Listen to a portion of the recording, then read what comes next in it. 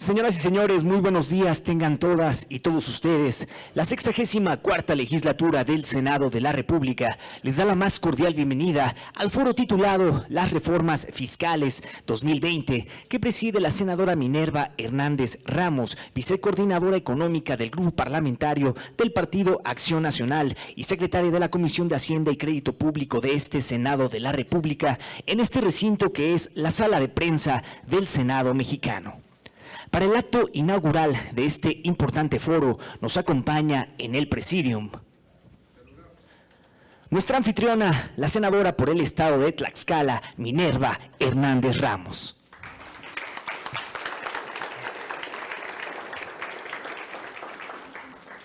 Doctora Yubari Ramírez Amayo, coordinadora de la Comisión de Derecho Tributario del Ilustre y Nacional Colegio de Abogados. Finalmente, para conformar a este honorable presidium, contamos con la presencia del licenciado Arturo Pueblita, presidente de la Academia Mexicana de Derecho Fiscal.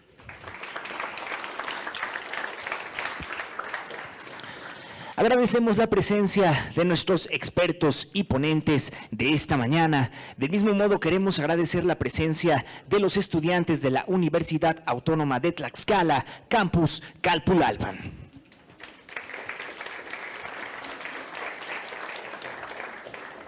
Desde luego que agradecemos la presencia de todas y todos ustedes, así como a quienes nos siguen a través de la señal del canal del Congreso de la Unión y de los diferentes medios de comunicación aquí presentes. Sin más preámbulos, señoras y señores, para dar la bienvenida, escucharemos el importante mensaje a cargo de nuestra anfitriona, la senadora Minerva Hernández Ramos.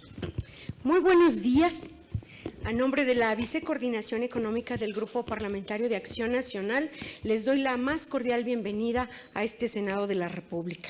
Quiero agradecer a la Academia Mexicana de Derecho Fiscal por conducto de su presidente, mi gran amigo Arturo Pueblita, y al Ilustre y Nacional Colegio de Abogados, también por conducto de la coordinadora de la Comisión de Derecho Tributario, la doctora Yubari Ramírez. Muchas gracias por su invaluable apoyo para llevar a cabo este importante foro.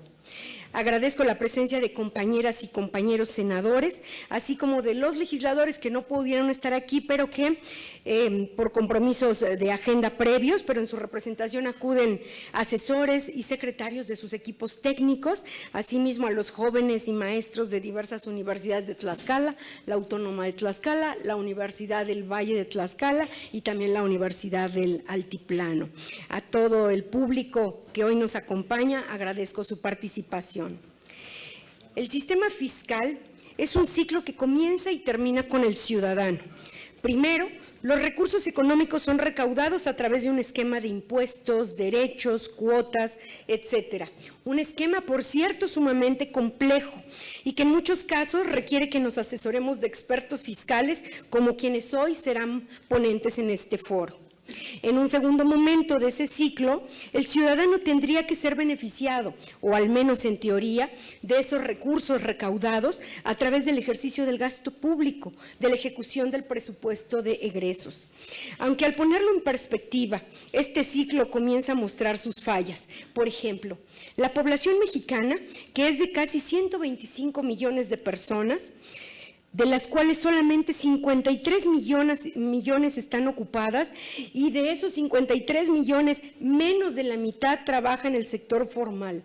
Es decir, solo el 18% de los mexicanos contribuye al gasto público para el beneficio de todos los 125 millones que somos. De ahí la importancia a nivel macroeconómico que tiene el contribuyente. Hablamos de personas físicas o jurídicas que están dentro de la economía formal, que se preocupan por pagar contribuciones y que en el caso de las medianas y pequeñas empresas generan el 72% del empleo formal, y más de la mitad del Producto Interno Bruto de este país, y de las cuales el Estado mexicano obtiene casi el 60% del total de sus ingresos públicos. bajo el pretexto de que dentro de estos contribuyentes hay quienes hacen de la evasión fiscal un deporte nacional, van a ser aprobadas las reformas que establecen un régimen de excepción para la persecución de los delitos fiscales al considerar los delitos de prisión preventiva oficiosa, amenazas a la seguridad nacional y cuya comisión debe considerarse como de delincuencia organizada. Y nuevamente, en las propuestas de reformas fiscales para el ejercicio 2020, nos encontramos con más pretextos que solamente buscan endurecer el régimen de cautividad en el que muchos contribuyentes se encuentran. Vuelvo a un ejemplo. Bajo el pretexto de combatir la erosión de la base imponible y el traslado de beneficios, el gobierno quiere ampliar y fortalecer su control sobre los contribuyentes. Bajo el pretexto de actualizar las leyes fiscales para adaptarlas a la actualidad, se están ampliando los supuestos de causación. Bajo el pretexto de ajustar las cuotas a la inflación, se está incrementando la carga tributaria para los ahorradores y los consumidores en general. Pero así, como de la noche a la mañana no se puede quitar un cerro para que aterricen los aviones, ni el recrudecimiento de la persecución penal de los delitos fiscales, ni las reformas a la miscelánea que se están planteando en este paquete económico, podrán revertir la dura caída que ya al mes de agosto registran los ingresos públicos de un menos 2% real. Los ingresos por impuestos sobre la renta muestran un punto de inflexión.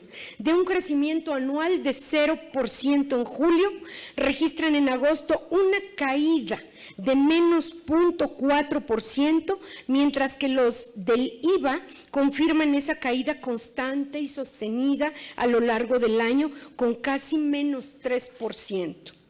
Lo que estos datos duros y el análisis macro de las finanzas públicas demuestran es que México no necesita medidas de política fiscal restrictiva que presumen de una supuesta austeridad por el lado del gasto público y que al amparo de tecnicismos incrementan las cargas tributarias materiales y también formales.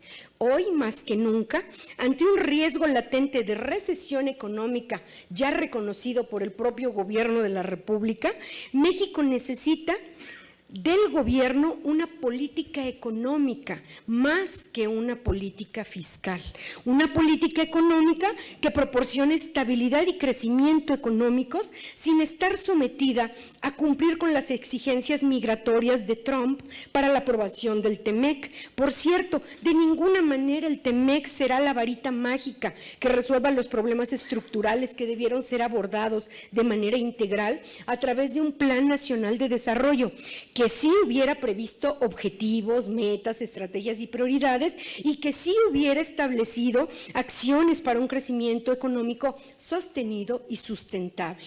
Como país, estamos viviendo una etapa en que la reiterada negación matutina de la realidad quiere presentarnos un panorama feliz, feliz, feliz. Ante ello, debemos insistir en corregir el rumbo, en señalar los yerros, proponer soluciones y contribuir a mejorar las propuestas. En este foro, quiero hacer un llamado al Senado de la República para que, como integrante del Congreso de la Unión y, por tanto, dentro de la función constitucional de control y contrapeso de los otros poderes, pues hagamos un análisis profundo de las reformas fiscales que se están planteando por parte del Ejecutivo y hagamos las correcciones necesarias para garantizar un respeto irrestricto de los derechos de todos los contribuyentes. Al igual que muchos de ustedes, estoy interesada en conocer la opinión de los expertos respecto a los cambios fiscales que se están proponiendo desde el Ejecutivo Federal. Así que agradezco mucho el interés de todos quienes hoy nos acompañan en este foro y pues vamos a dar comienzo a este foro. Cedo la palabra a la doctora Giovanni y enseguida al doctor Arturo Pueblita. Muchísimas gracias por estar aquí.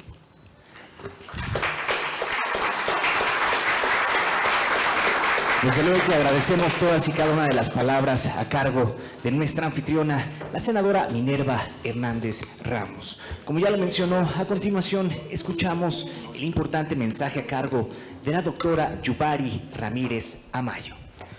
Muchas gracias. Sumándonos un poco a lo que ya deja como precedente la senadora y evidentemente de cara a compartir con el gobierno federal, en específico el Ejecutivo, la necesidad de generar mecanismos legales que permitan garantizar y lograr unas finanzas públicas más sanas, sí quisiéramos tomar este foro, esta oportunidad para hacer extensiva nuestra preocupación enorme respecto de ciertos puntos enfáticos que, lejos de augurar un éxito en materia fiscal, están generando una brecha más marcada entre el gobernado y la autoridad fiscal. Es evidente que a través de lo que pretende hacer el Ejecutivo Federal en este paquete 2020, en específico 9 puntos en los que vamos a concentrar este foro, la autoridad está perdiendo de vista la observancia de principios tributarios y no solo eso, sino el respeto a un sistema jurídico nacional que pone en juego el Estado de Derecho,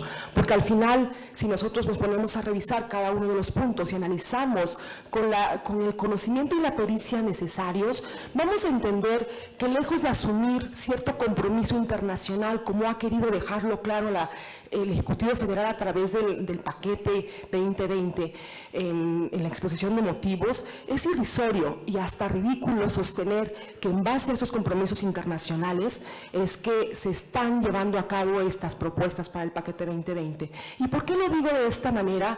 Porque si revisamos y atendemos a lo que realmente pugnó orden en el 2012, todos estos cambios y transformaciones pues están soslayados y de alguna manera exagerados por el Ejecutivo Federal.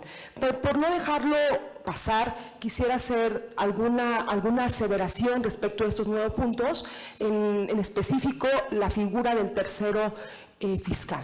Este tercero, que para efectos nacionales o de derecho interno se ha querido dejar ver como aquella persona con vinculación o no respecto del contribuyente gobernado a quien pretenden denunciar, es en realidad un tercero fiscal que en materia internacional tiene la figura incluso de asesor, contador o intermediario. Realmente no hay una paridad entre lo que existe en el derecho internacional y lo que se ha querido acoger en el derecho interno. Esto hay que revisarlo perfectamente. Otro de los puntos que nos preocupan en demasía y en relación justamente a este tercero fiscal es la adición del título sexto respecto de los esquemas reportables, que no son otra cosa que el cúmulo de acciones que la autoridad fiscal o el Ejecutivo Federal ha querido tomar como actos o actividades de riesgo, de manera, como les digo, muy excesiva, porque los esquemas reportables en el marco internacional no se parecen casi en nada a los esquemas reportables en el derecho interno. Es evidente entonces que tendríamos que decir y avisarle al Congreso que estamos en un exceso, que no podríamos sustentar nuestras actuaciones o nuestra innovación en este paquete 2020 en un derecho internacional, porque estamos fuera de él. Definitivamente estamos extralimitando lo que existe en ese marco.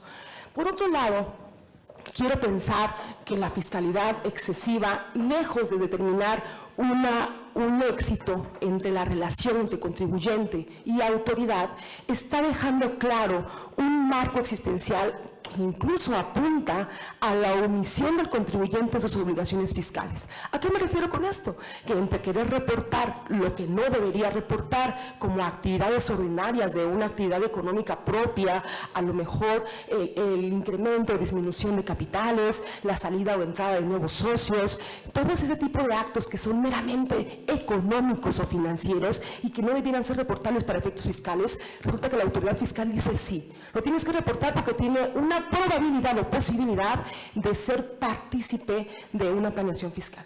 Por lo tanto, el contribuyente se va a ver obligado a decir omito reportar, omito hacer esta actividad, incluso voy a hacer o a pugnar por la informalidad. Es algo que no conviene al Estado mexicano, definitivamente. Esto creo que debería ser el punto de partida de esta nueva visión fiscal que tiene hoy por hoy el gobierno o el Estado mexicano.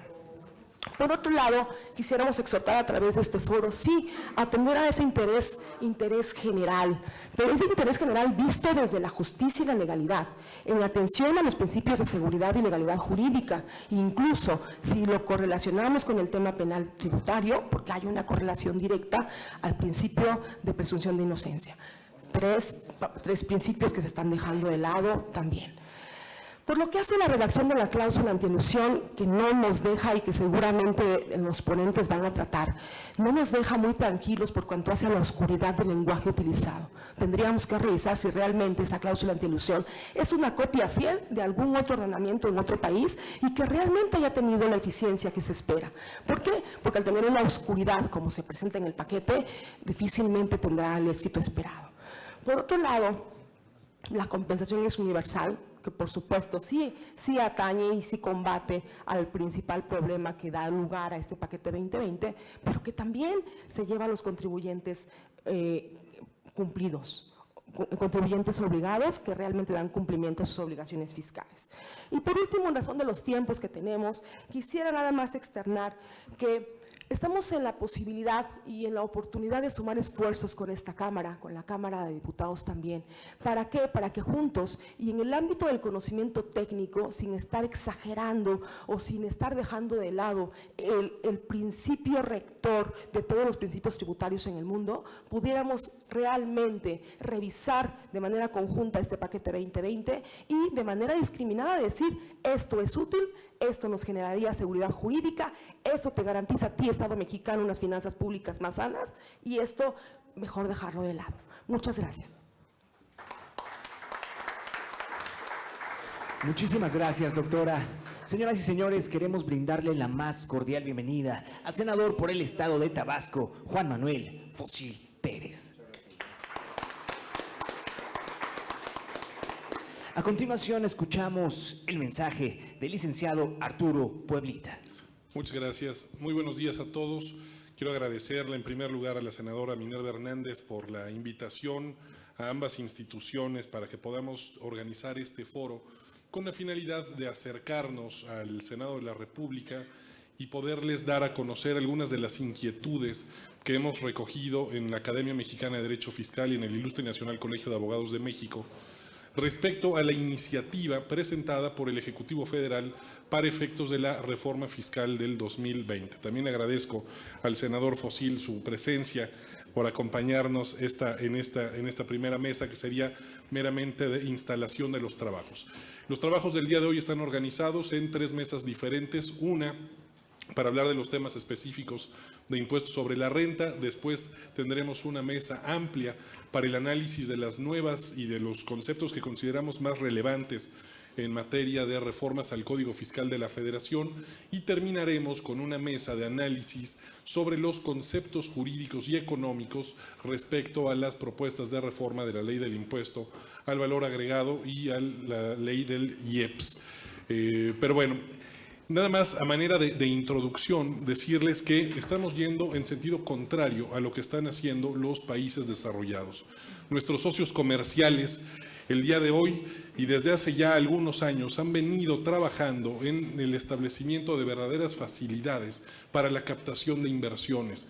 Cuando Donald Trump asume la presidencia de los Estados Unidos, una de las primeras medidas que toma es justamente realizar ajustes fiscales a la baja para generar un entorno de crecimiento económico y de generación de empleos. Lo que hemos estado haciendo en los últimos años en México es pretender recaudar a través de un endurecimiento y hemos pasado poco a poco de una dictadura fiscal a un nazismo fiscal, que es justamente lo que está presentando el presidente de la República y que está siendo discutido todavía en la Cámara de Diputados. ¿Por qué me atrevo a decir esto? Bueno, esta reforma en realidad se trata de una continuación, es la versión 2.0 de la reforma fiscal del 2014. Y la reforma fiscal del 2014 dejó muy claro y de manera patente que fue una reforma que, lejos de incrementar los verdaderos niveles de recaudación, lo único que vino a hacer fue detener el crecimiento económico del país. Y hoy estamos sufriendo en el 2019 las consecuencias de tener una política fiscal regresiva, una política fiscal que, en lugar de ayudar a generar y fomentar el crecimiento del empleo formal, lo que ha venido a hacer es premiar a la informalidad, y lo que ha venido a hacer es generar el rezago económico del país. Si uno lee la iniciativa presentada por el presidente de la República, se puede encontrar una gran cantidad de referencias internacionales y de temas de estudio comparado que sustentan como obligaciones internacionales las medidas que propone el Ejecutivo Federal.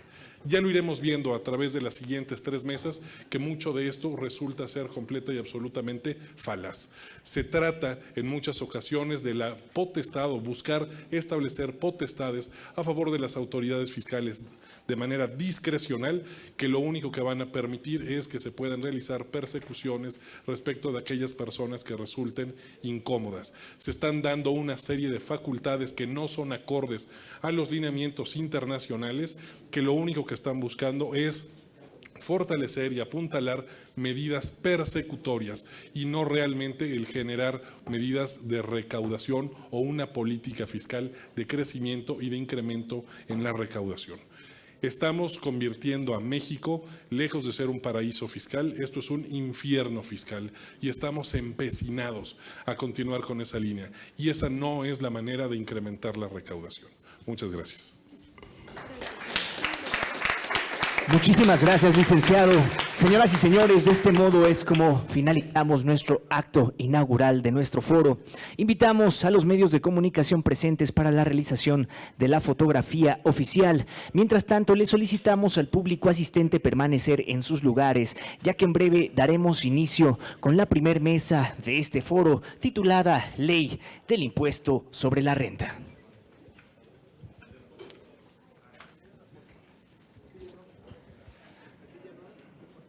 Nuevamente les recordamos que nos pueden seguir a través de nuestra página web www.senado.gov.mx o por medio de nuestro hashtag de Twitter @SenadoMexicano.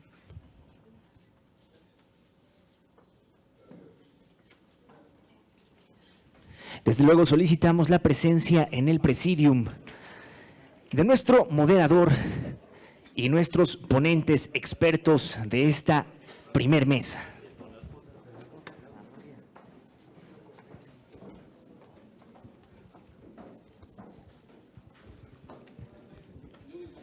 Desde luego saludamos al público asistente que se encuentra en el patio del federalismo de este Senado de la República, siguiendo la transmisión en vivo y en directo, gracias a la señal del canal del Congreso de la Unión.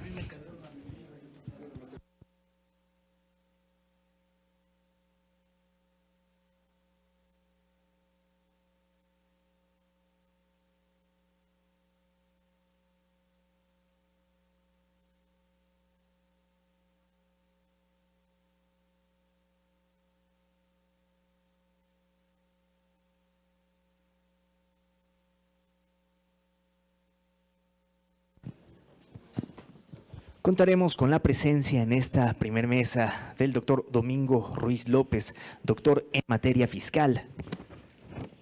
Del mismo modo, contaremos con la presencia de Eduardo Revilla Martínez, abogado y profesor de Derecho Fiscal en el ITAM.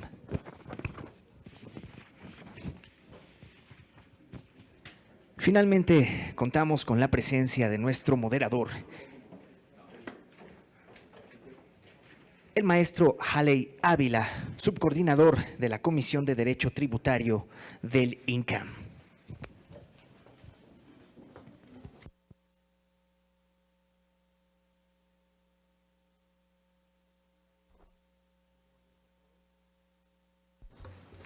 Muy buenos días a todos. Muchas gracias por la invitación a la senadora Minerva Hernández. Bueno, nuestra mesa es sobre la ley del impuesto sobre la renta. Tengo el gusto de compartir nuevamente un evento con el doctor Domingo Ruiz y ahora por primera vez con el licenciado Eduardo Revilla.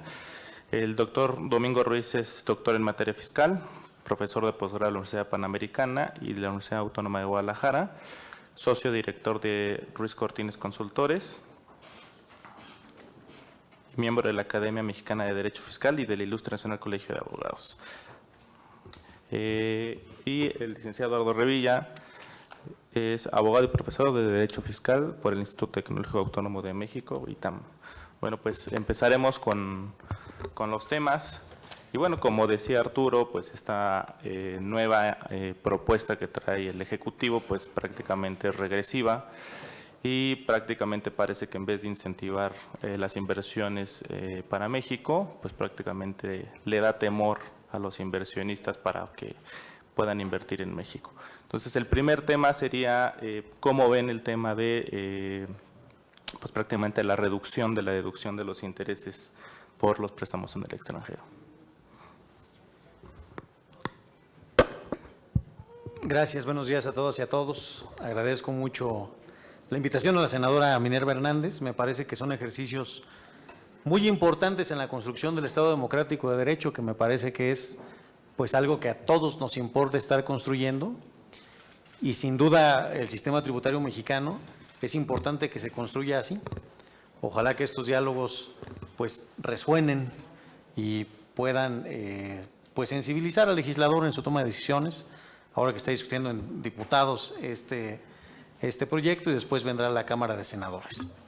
A ver, antes de entrar a este tema concreto, me parece muy importante incluso retomar algo que ya comentaba la doctora Giovanni en su reflexión inicial. En la exposición de motivos se toma mucho como pretexto el plan de acción BEPS. Y digo pretexto porque en realidad no es como un seguimiento o una ejecución puntual a aquellos compromisos y aquellas conclusiones de los grupos de trabajo, de los grupos técnicos, que realmente existen como parte del plan de acción BEPS, asumiendo que no, yo no lo asumo, que fuera perfectas esas conclusiones, pero asumiendo que las fueran, ni siquiera estas propuestas tienen que ver con estas medidas, sino más bien con, pues tomarlo como un argumento sexy desde mi punto de vista, convincente. Tenemos esta serie de compromisos, etcétera, y por lo tanto, en cumplimiento o en ejecución de diversas acciones del plan de acción BEPS, hay que poner regulaciones, entre ellas esta limitante a la deducción de intereses, que lo que hace es, pues a final de cuentas, considerar una utilidad EBITDA, digamos, para poder, a partir de esta utilidad, sacar una proporción y hacer el pago de intereses. Y comenzar a alejarnos de principios esenciales de la tributación. A ver, un principio esencial en el impuesto sobre la renta es el de capacidad económica, ¿no? Me parece que el principio rector al momento de diseñar el impuesto sobre la renta es el de capacidad económica. Y aquí claramente la mecánica de cálculo de sus intereses, más allá de las finalidades que busque perseguir la disposición, la mecánica de cálculo deriva en una tributación ajena a la capacidad económica. Si hay una utilidad distinta a la utilidad fiscal, para poder considerar la proporción de deducción de estos intereses, pues nos estamos alejando de este principio. Y me parece que es uno de los temas que tenemos que estar reflexionando en este proceso de discusión. ¿Qué es lo que está pasando con los principios tributarios al momento de diseñar cualquier medida de política fiscal y plasmar la legislación? Gracias, maestro. Y primero también agradecer a la senadora Minerva por la invitación y Arturo. Veo que me pusieron aquí doctor Eduardo Revilla. No soy doctor. Ha de haber sido un error de mi contador, seguramente. Soy nada más abogado.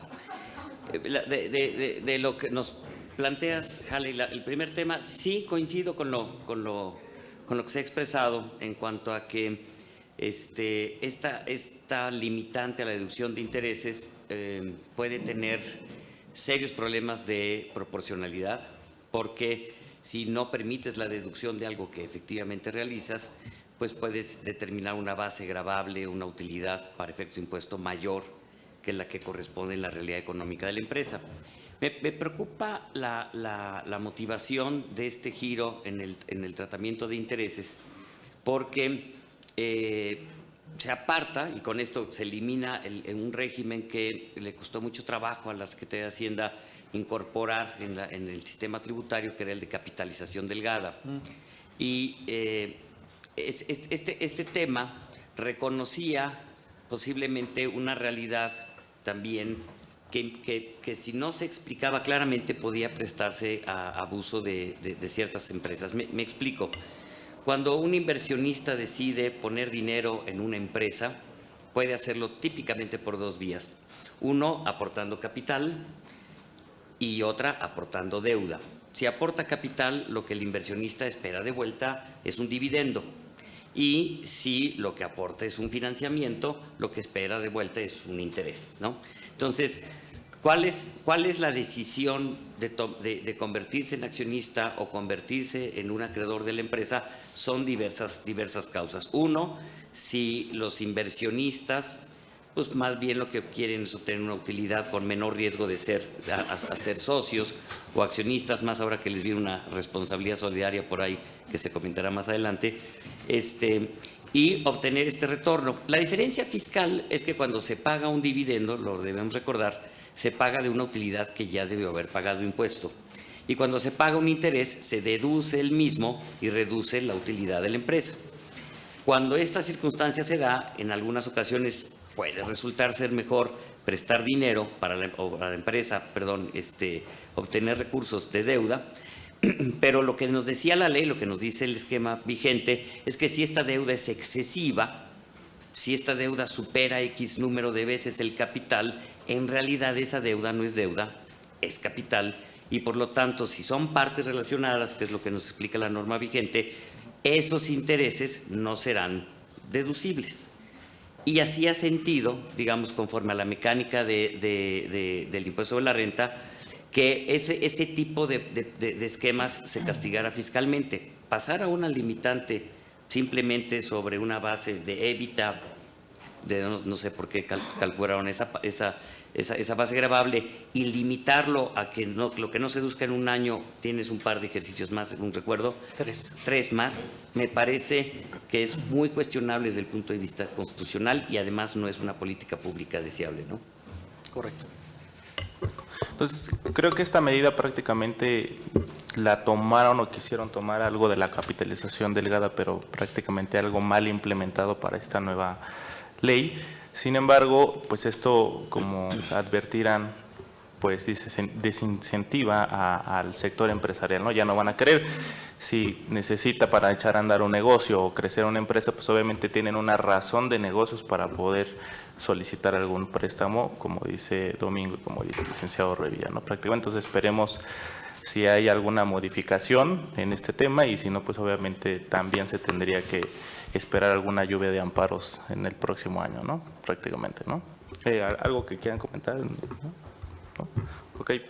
Y bueno, relacionado a este tema también respecto a las limitantes, pues también ahora regulado, ahora las entidades transparentes que también van a estar en los nuevos artículos 4 cuartos. Entonces, creo que ahora también ahí el legislador quiere ser agresivo con el tema de los fondos de inversión y estas entidades, ¿no?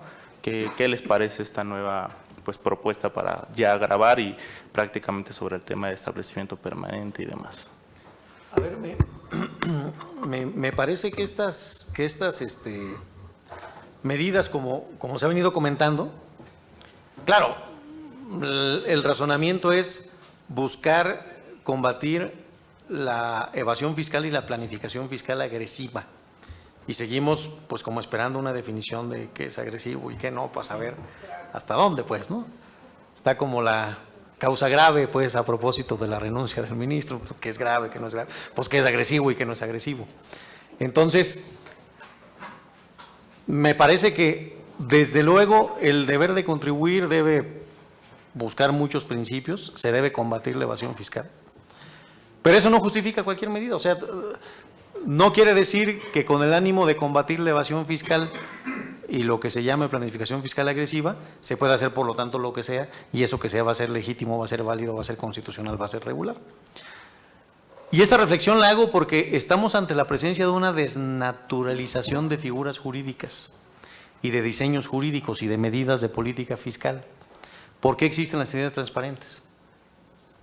¿Cuál es el motivo por el cual en el mundo existen las entidades transparentes y por qué hay beneficios para que el sujeto tributario sea una persona que es miembro de la sociedad, por ejemplo, y no la sociedad en su momento, en fin? Y el hecho de decir, bueno, pues me da igual en el país de la fuente cuál sea su tratamiento fiscal, aquí yo voy a hacer de cuenta que es una persona moral normal, lo demás me da igual, buenas tardes, mucho gusto, pues me parece un despropósito, un despropósito. Si el plan de acción BEPS busca la armonización fiscal internacional, esto es una desarmonización, es una desarmonización. ¿Por qué? Porque esas entidades transparentes van a seguir existiendo en distintas jurisdicciones y acá pues vamos a hacer de cuenta que nada existió, que no pasó nada y por lo tanto esos esquemas y esos beneficios y esos tratamientos que libremente puede escoger un contribuyente, que por cierto se llaman economías de opción, pues acá en México como que vamos a estar descuadrados. Me parece que un poco retomando la reflexión que hacías al final de la anterior pregunta, pues un reto para México seguirá siendo atraer inversión, generar riqueza, generar empleo, ¿no? Atraer capitales. Estos tratamientos generalmente le impactan pues, a grandes capitales. Si volvemos al tema de las limitantes a la deducción de intereses, son a deducciones de intereses superiores a 20 millones de pesos. Vamos, no estamos hablando de pymes, pues, ¿no? Pero resulta que esos grandes capitales son los que generan los grandes beneficios, la gran riqueza, los grandes empleos, el gran valor. Entonces, ¿cómo es que vamos a poder convencer a inversionistas extranjeros a instalarse en el país si por un lado andamos buscando quitar cerros para que vuelen los aviones y por otro lado desincentivando la inversión a través de desactivar y desnaturalizar diseños fiscales que en el mundo han sido adecuados, ¿no? Sobre este tema sí preocupa. Yo veo las propuestas de adición a los artículos 4A y 4B para considerar a estas entidades transparentes como personas morales que no son residentes en México, pero que van a tributar como si fueran residentes en México. Quizá una de las propuestas de pobreza técnica más notable desde que yo me acuerdo, ya tengo muchos años. Y confunde completamente los regímenes. Y luego se nos olvida que aquí tenemos también entidades que tampoco tributan ellas por sí solas, sino sus miembros, ¿no? Todas las del título 3, famoso, las no lucrativas, en donde tenemos también regímenes de transparencia. No tenemos por qué tener miedo a esto cuando lo que se obtiene a través de ciertos fondos, a través de ciertas estructuras, es gravar al miembro o integrante de la entidad y no a la entidad en sí misma. Es decir, sucede en todo el mundo, hay un miedo injustificado por las transparentes. Cuando esta reforma viene acompañada de una serie de reformas también o de propuestas de modificación a los regímenes fiscales preferentes, lo que conocemos coloquialmente como los paraísos fiscales. ¿Cómo está nuestro sistema al día de hoy? Se grava a las personas físicas que residen en el país y a las personas morales que residen en el país por todos sus ingresos, y los residentes en el extranjero por los ingresos que obtienen de fuente mexicana, básicamente, o si son atribuibles a un lugar fijo de negocios, a un establecimiento permanente. Y también se grava a estos mismos residentes en México cuando tienen inversiones en estructuras en el extranjero que de alguna forma se utilizan para diferir el momento de acumulación. Yo diría, no me pagues a mí, págale a una empresa offshore que tengo en un paraíso fiscal, y yo no consideraba ese ingreso mío jurídicamente hasta que se me transmitiera.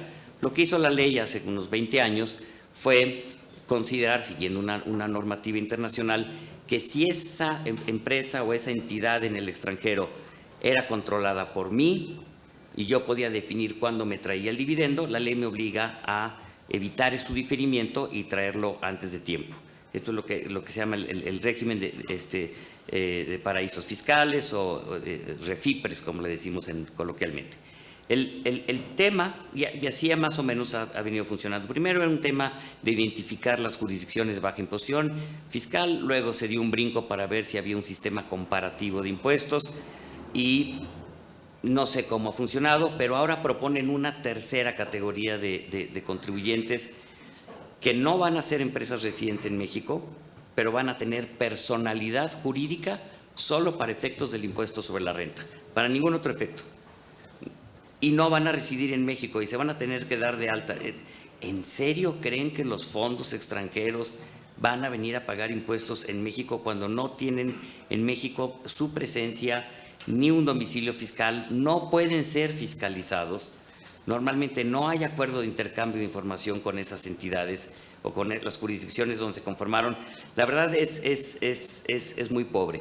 Sí hay esquemas, porque lo sabemos, en donde pueden empresas mexicanas abusar de cantidades que pagan a estas entidades y como son transparentes, no pagan impuestos y como en algunos casos son híbridos, etcétera, pueden diferir los momentos de salida del dinero. Pero la ley presupone, o la propuesta de ley presupone, que detrás de esta entelequia hay un contribuyente mexicano sin que la ley o sin que la propuesta lo explique. Simplemente presupone que hay alguien atrás de esto que es el propio contribuyente. No dice cómo se va a pagar el impuesto. O sea, la pobreza técnica de la iniciativa me preocupa. Yo creo que son de los temas que está reflexionando seriamente la Secretaría de Hacienda a través de este tipo de foros que han sido muy útiles para ello, en repensar cómo debe atacarse el punto específico que les preocupa, pero no puedes inventar contribuyentes de un día para otro sin el más mínimo rigor y dejar vivo el régimen de refipres, ahora con otras reglas de control efectivo que tampoco van a funcionar. Es decir, me preocupa un poco a qué están jugando en algunos pasillos de la Secretaría de Hacienda cuando preparan este tipo de iniciativas que finalmente pues, el gobierno tiene muy poca información como para contrarrestar, no sé, no hay un contrapeso entre lo que está pasando entre la Secretaría de Hacienda y el Ejecutivo o el presidente, y pasan con estas exposiciones de motivos plagadas de distorsiones sobre lectura de acciones BEPS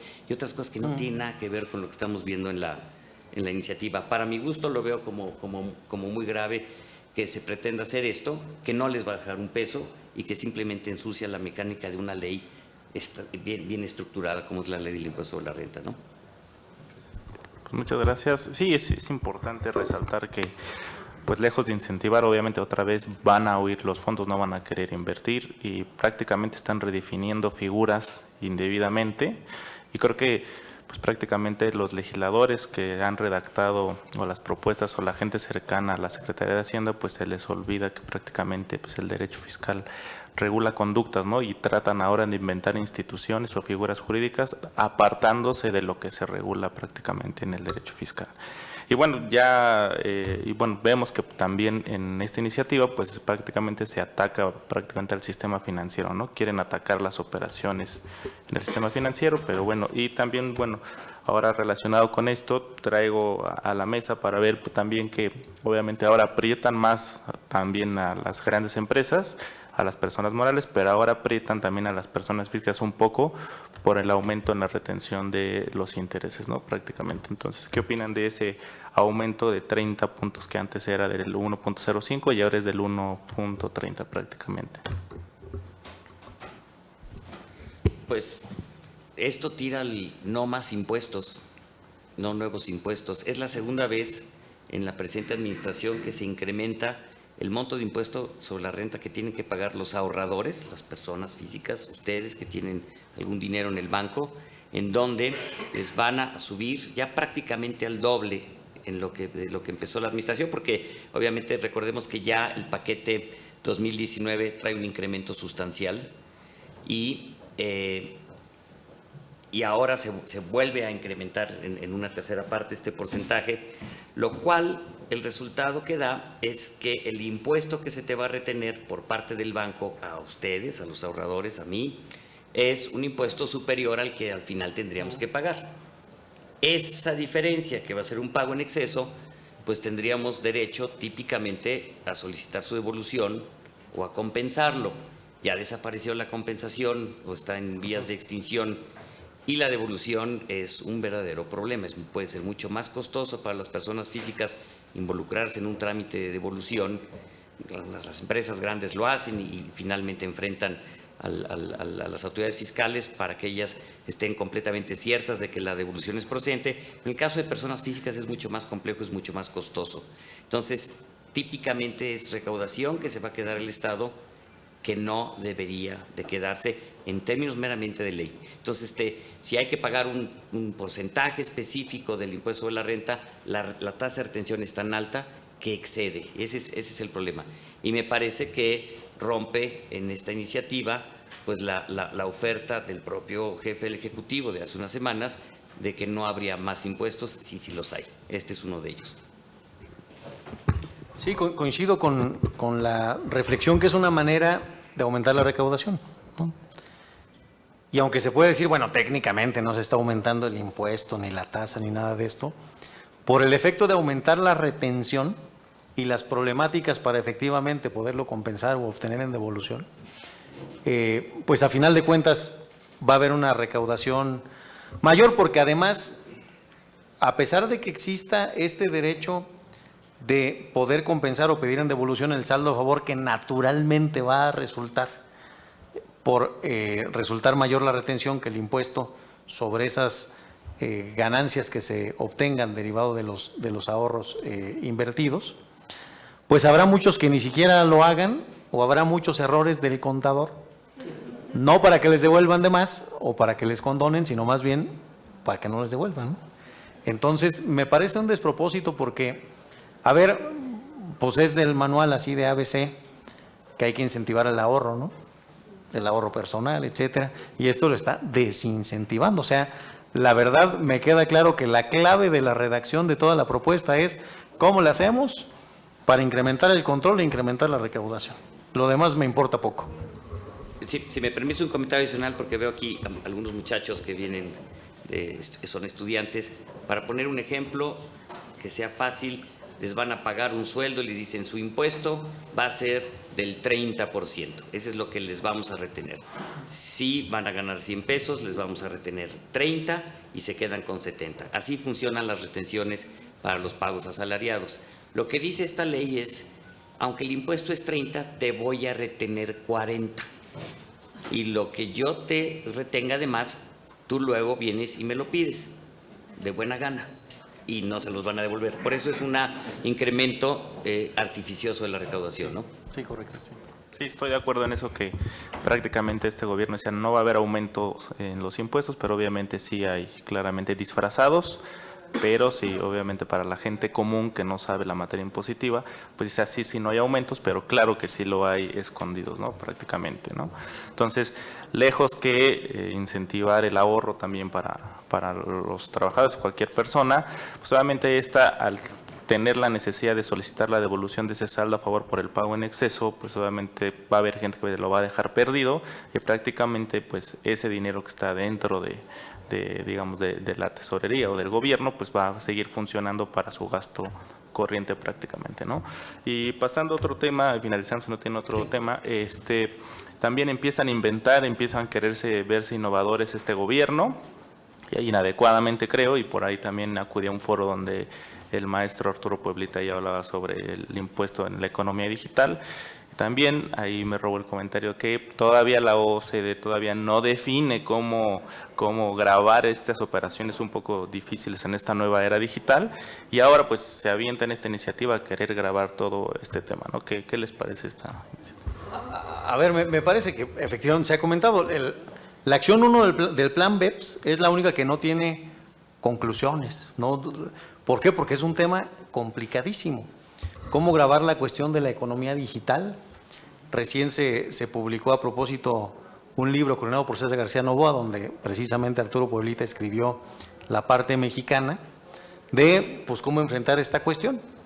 Y entonces tenemos esta brillante propuesta en donde la exposición de motivos comienza planteando los problemas de la economía digital, los problemas para poder grabar la economía digital, y que en realidad los problemas son que los conceptos tradicionales de la tributación, los criterios de fijación o de sujeción tributaria, fuente de riqueza, establecimiento permanente, no funcionan con la economía digital. Entonces, ya que planteó todos esos problemas, ¿y cómo le hacemos para poder gravar a las empresas que llevan a cabo actividades de economía digital y gravar toda esa riqueza? Esa es la pregunta problema. La solución es, pues gravemos a las personas físicas que a final de cuentas hacen una operación a través de plataformas. Esto es, la solución no tiene nada que ver con el problema. La solución que se está dando de crear un capítulo específico para personas físicas que realicen actividades empresariales a través de plataformas digitales va a gravar pues a los mismos que hoy graba la ley. Si eso no se aprueba, no quiere decir que los de estas plataformas, Uber, Rappi, las que quieran, no están obligados al pago de los impuestos. Lo están, es más, lo hacen. Tú tomas un viaje, te bajas y en minutos ya tienes tu CFDI en tu correo electrónico. Ya lo tienes. Entonces, problema. ¿Cómo le hacemos para grabar a las plataformas? Solución, grabamos a las personas físicas que usan las plataformas. Pues la verdad parece que es nomás como para decir que se está haciendo algo en el tema de la economía digital, que tiene un efecto nocivo para estas personas. ¿Por qué? Porque les incrementan las retenciones. Les incrementan las retenciones, dice la exposición de motivos que de acuerdo con los márgenes de utilidad de su actividad económica, pero en enajenación de productos la retención llega a ser del 17%, como si en enajenación de productos se tuvieran los márgenes más grandes, cuando se tienen en servicios, por ejemplo, o en otras cosas, ¿no? Esto, por lo tanto, lo que va a generar es otra vez una serie de retenciones mayores que van a afectar el flujo del que anda en la bicicleta con su mochilota atrás, van a afectar el flujo de estas personas porque van a recibir efectivamente menor dinero que después pues podrán obtener en devolución o compensarlo, en fin, etcétera, ya lo veremos. Y el problema real, que es cómo construir un sistema de fiscalidad de la economía digital, no se está resolviendo, pero nada, ni una coma, nada, en absoluto. En absoluto es eso, como pues ya plantear cualquier ocurrencia para grabar a los que hoy ya están grabados, ¿m? Y utilizar una palabra inversa. Dice que esto va a facilitar el pago de los impuestos. No. Va a facilitar el cobro de los impuestos, que es distinto, ¿no? Que es distinto. A nadie le va a facilitar el pago. De acuerdo, coincido con el diagnóstico y con tus comentarios. Me preocupa también nuevamente que aquí queramos descubrir,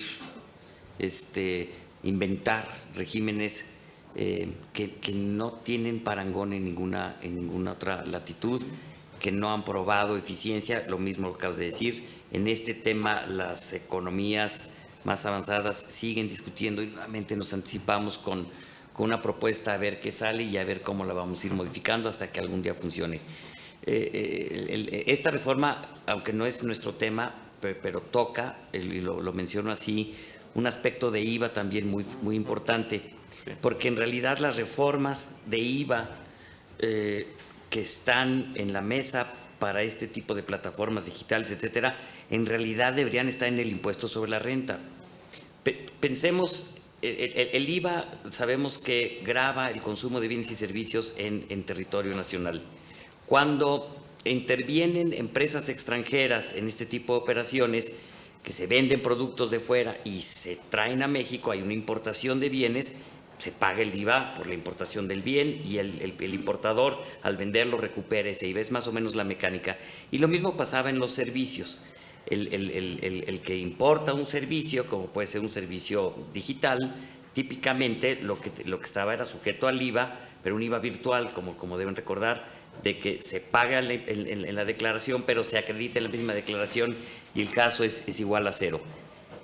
Si el otro país, el dueño de la plataforma, digamos, es Francia, y considera ese servicio como una exportación de servicios para efecto de su país, entonces eso está sujeto a tasa cero. ya está grabado a tasa cero, no quiere decir que esté exento, porque la tasa cero solo permite acreditamientos con mayor certeza.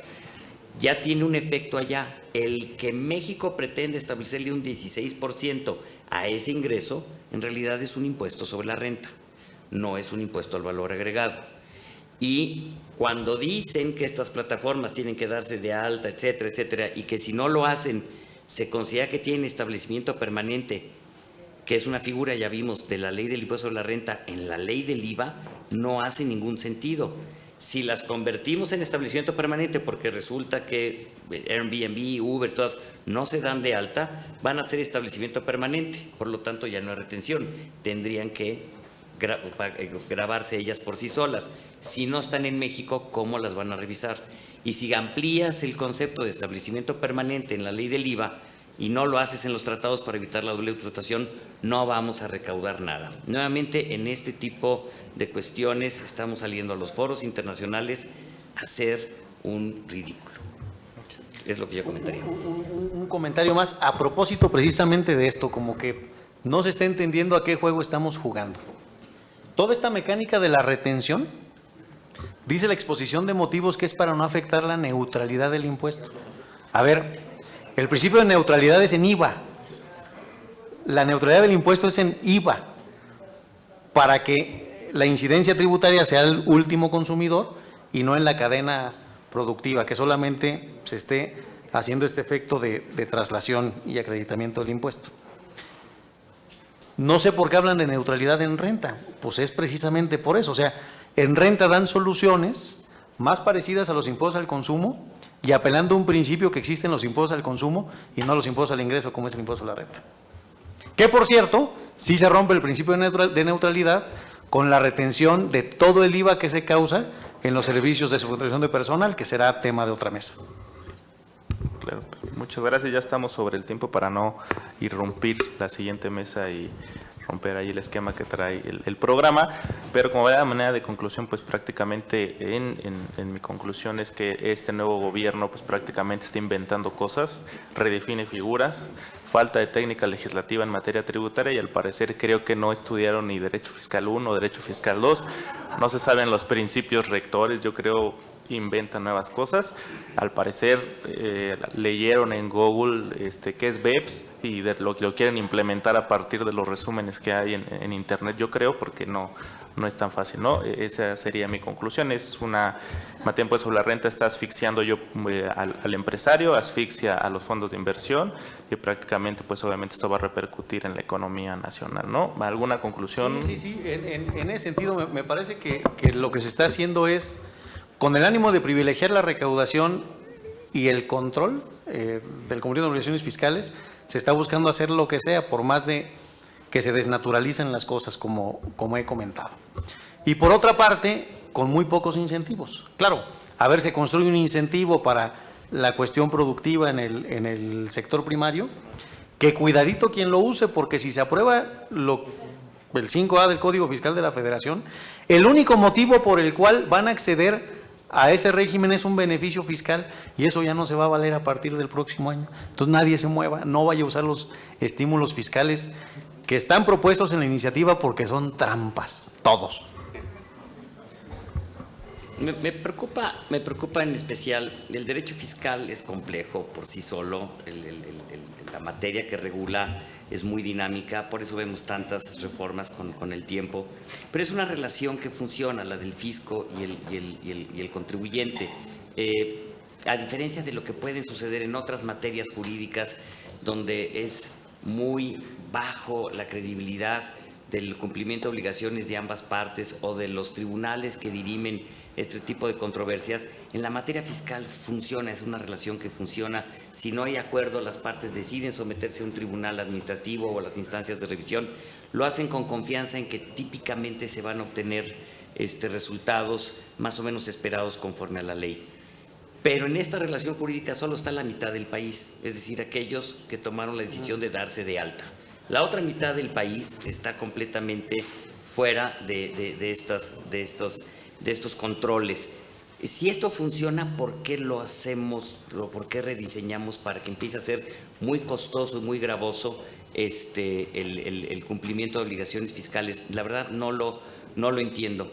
Y por último, todo esto tiene que ver con que la iniciativa está motivada en un diagnóstico que es muy cierto. Hay que combatir la evasión fiscal, hay que pegarle a los factureros, hay que pegarle a los que hacen esquemas ilegales de outsourcing. En este paquete no hay un solo artículo para ellos, ni uno. No está. Es decir, los factureros se ríen de quienes son contribuyentes cumplidos o de sus asesores fiscales, porque no hay un solo castigo para ellos, ¿no? Y ahí están, y sabemos quiénes son y no los tocan. Y es más fácil entonces ir con el cautivo, es más rentable, como políticamente el contribuyente cautivo no está asociado como lo pueden estar algunos otros grupos sociales o el 0.4 de los taxistas de la Ciudad de México, etcétera.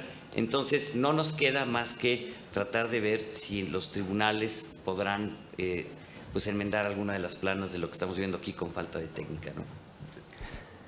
Ok, pues muchas gracias por su atención y pasamos para la mesa siguiente. Señoras y señores, desde luego le brindamos un fuerte aplauso a nuestros expertos ponentes y desde luego a nuestro moderador por esta primer mesa.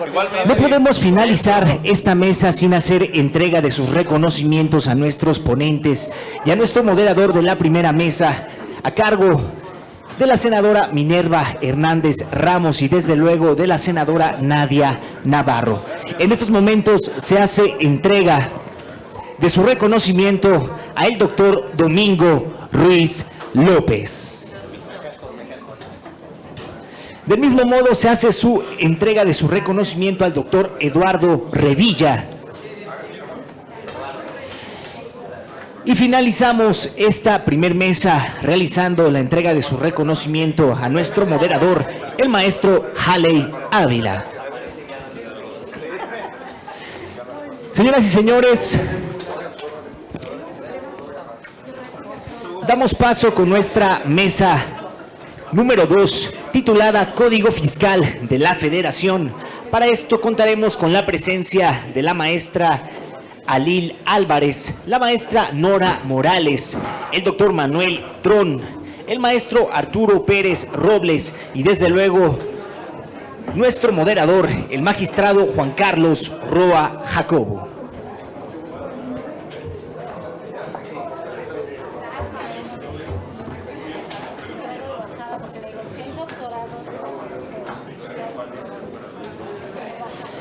El licenciado Manuel Trón es abogado por la Universidad Panamericana, donde también cursó los posgrados en Derecho Económico, Derecho Corporativo y Derecho Fiscal. Clasificado por las publicaciones independientes más prestigiosas como uno de los líderes en materia de Derecho Fiscal en México. La maestra Alil Álvarez Alcalá es abogada por el Instituto Tecnológico Autónomo de México, ITAM. Obtuvo una maestría en Derecho por la Universidad de Stanford y un doctorado por el Instituto de Investigaciones Jurídicas de la Universidad Nacional Autónoma de México. Profesora del Instituto Tecnológico Autónomo de México y la Escuela Libre de Derecho.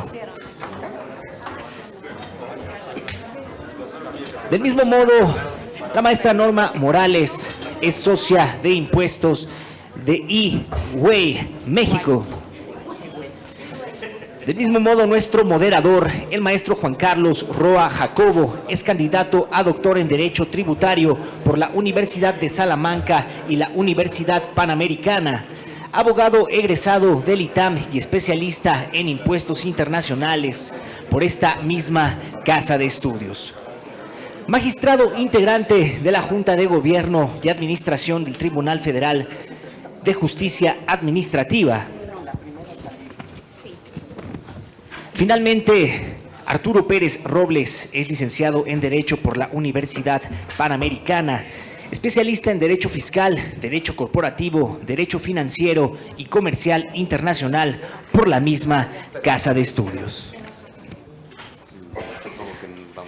Señoras y señores, damos paso con nuestra mesa número 2 de este importante foro titulada Código Fiscal de la Federación. Para esto tiene el uso de la palabra nuestro moderador, el magistrado Juan Carlos Roa Jacob. Bueno, muy buenas tardes ya a todos y pues reiterar el agradecimiento a la senadora Minerva Hernández y a esta casa por su hospitalidad para este foro tan importante para comentar los temas que nos ocupan el día de hoy. Desde el mismo diseño del programa podemos ir viendo que hay muchos temas que discutir en el Código Fiscal. Tenemos nosotros 1 hora y media, donde otras mesas han tenido un poco menos de tiempo, y a ver si nos alcanza, porque de verdad son muchos los temas. La manera en la que los vamos a ir comentando, tenemos de todos los temas que puede traer el Código, hemos seleccionado 4 en los que nos vamos a concentrar. La idea sería ir hablando, pues digamos, de cada árbol que trae esta reforma y reservar unos minutos al final para platicar del bosque, que nos está pintando la reforma globalmente desde el punto de vista del Código Fiscal. Entonces, en esos términos, sin mayor preámbulo, cedería el uso de la palabra a la doctora Lila Álvarez para comentar los temas relacionados con la revelación de esquemas reportables. Alil. Muchas gracias, Juan Carlos. A ver, antes de empezar mi presentación específica del título 6º ahora del Código Fiscal de la Federación, me gustaría mencionar un tema que es bien importante, y es que en todo el mundo se ha estudiado y se ha comprobado que hay solo 2 vías para conseguir el pago de impuestos. La primera vía es el miedo a la sanción, y la segunda vía es la convicción o el gusto que te da contribuir o ayudar con el gasto público. Son las únicas 2. Se ha estudiado mucho cuál pesa más. En algunos países pesa más una que otra, obviamente. En general es una combinación. Es una combinación de miedo y gusto lo que hace que paguemos impuestos. Si ustedes, cuando empecé a escuchar la primera presentación, estas son las palabras que se repitieron. Nos dijeron que era un aumento tramposo, artificioso, disfrazado, velado. Y es bien importante que tengamos en mente todas estas palabras, porque todos estos conceptos hacen que el cumplimiento voluntario, el cumplimiento por gusto se reduzca. Porque a nadie nos da gusto cooperar o colaborar con personas que nos engañan, que nos mienten. Es un tema muy humano, pero que se ha estudiado que la psicología de las personas tiene un efecto real y medible en la economía, son los estudios recientes de economía, y que eso tiene un efecto bien importante en el cumplimiento normativo. Entonces, no quise dejar de mencionar esto, porque creo que si nos llevamos algo de la primera mesa y de lo que vamos a hablar nosotros, es irnos con esta idea de que todos tenemos una sensación amarga en la boca, de que nos están engañando. Y es bien importante saber que esto puede tener un efecto bien grave sobre las finanzas públicas, porque se va a reducir el cumplimiento voluntario. Entonces, bueno, ojo con esto. Uno de los temas que nos generan este sabor amargo en la boca, sin duda, es esta pretensión de incluir un reporte obligatorio para asesores fiscales. Y voy a tratar de ser muy breve, pero les quiero dar un resumen de qué pretende la reforma. La reforma lo que nos dice es que los asesores fiscales van a tener que inscribirse, revelar esquemas, mandar una lista de clientes, y lo que yo creo que es más grave es aceptar que se den visitas en el domicilio de los asesores fiscales. Piensa en este último punto porque me parece el más peligroso, sobre todo tratándose de abogados. Yo como abogada tendría que aceptar que el fisco entre a mis oficinas y revise todos los expedientes. Si eso no es violatorio de derechos humanos y del derecho a una debida defensa, me parece que ya estamos en un punto grave en cuanto a derechos humanos en este país. Muchos de nosotros, y esta es una frase que le voy a robar a Manuel Tron, dijo que debería de haber un hashtag que diga todos somos asesores fiscales. ¿Por qué? Porque cuando lees asesor fiscal, pues te imaginas que somos unos de nosotros, pero al final del día es una definición súper amplia. No sé si alguien está, pero... Sí, si pudiéramos avanzar en las láminas, por favor. Bueno, ¿quién es asesor fiscal? Dice que es cualquier persona físico-moral que en el curso ordinario de su actividad sea responsable o esté involucrada en el diseño, comercialización, implementación, administración de un esquema reportable. Ya hasta ahí vamos, bueno, pues yo probablemente no realice esquemas reportables. Y llegamos a ¿qué es un esquema?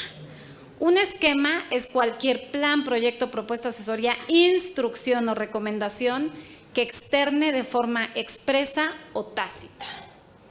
Vi en su mirada que me recomendaba deducir esto, ¿no? Lo sentí. Entonces, una recomendación tácita con el objeto de materializar actos jurídicos.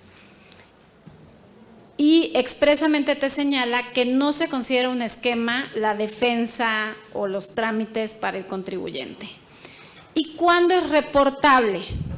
Es reportable cuando se ubique en alguna de, dice, las siguientes fracciones, y son 29 fracciones. Y son 29 fracciones súper amplias.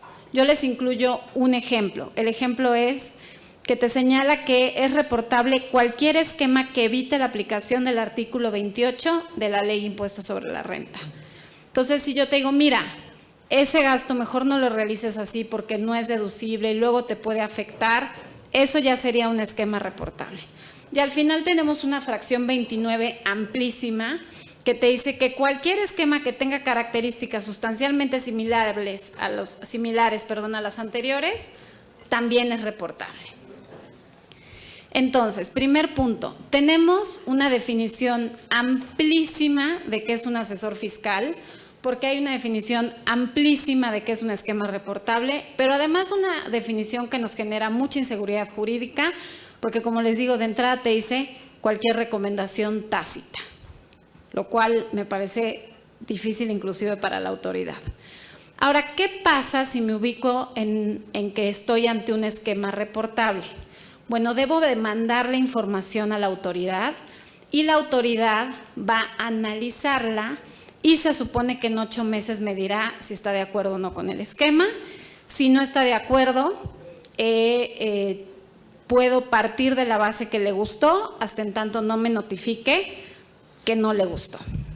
Ahora, ¿cuáles son los problemas o las sanciones? Nos dice la ley.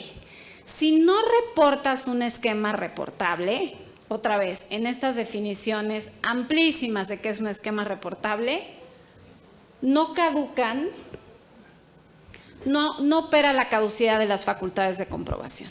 Entonces, la caducidad, que como ustedes recordarán, ¿qué es la caducidad de facultades de comprobación? El tiempo durante el cual las autoridades fiscales pueden venir a revisarme y decirme, oye, el impuesto que pagaste no lo pagaste bien y te voy a determinar otra cantidad. Ese tiempo, ese lapso, no opera mientras no se reporte un esquema. Primer problema.